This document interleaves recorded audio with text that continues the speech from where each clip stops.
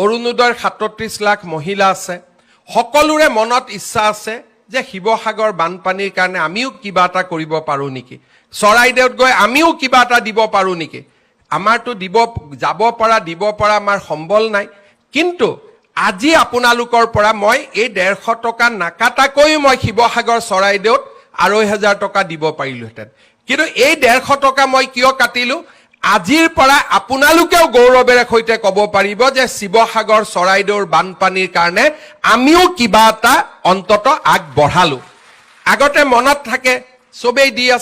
দি আছে আমিতো একোৱে কৰিব পৰা নাই আজি চৰকাৰে আপোনালোকক এটা সুবিধা কৰি দিলে যে এই 150 টকা আপোনালোকৰ টকা আজি আপোনালোকে কাক দিলে শিৱসাগৰ চৰাইদেউ যোৰহাট গোলাঘাটত বান আক্ৰান্ত ৰাইজক আপোনালোকে আগবঢ়ালে এটো মই দিয়া নহয় আমাৰ অৰুণোদয়ৰ ৩৭ লাখ মহিলাই আপোনালোকক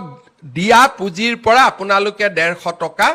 আজি আমাৰ আই মাতৃসকলক কাক দিলে শিৱসাগৰ চৰাইদেউ যোৰহাট গোলাঘাটত কালি যদি ধেমাজি লখিমপুৰত বানপানী হয় কালি যদি গোৱালপাৰাত বানপানী হয় একে ধৰণে শিৱসাগৰ চৰাইদেউ যোৰহাটৰ মহিলাই 150 টকা আমাৰ আন মহিলাসকলক দিব অৰ্থাৎ এনেকৈ এটা অৰুণোদয় পৰিয়াল গঢ় লৈ উঠিলে যে ইজনে সিজনৰ বিপদৰ সময়ত আমি থিয় দিলো ইজনে সিজনে বিপদৰ সময়ত আমি একেলগে থিয় দিলো তাৰ মানে আজি অৰুণোদয় অকল আঁচনিয়ে নহয় অৰুণোদয় আজি এটা ডাঙৰ মানৱতাৰো বাৰ্তা দিলে মুক্তো বহুত মহিলাই কৈ আছিলে যে মামা আমাৰ গোটেই টকাটো এই মাহত দি দিয়ক সেপ্টেম্বৰৰ পৰা আপুনি অৰুণোদয় দিলেও হ'ব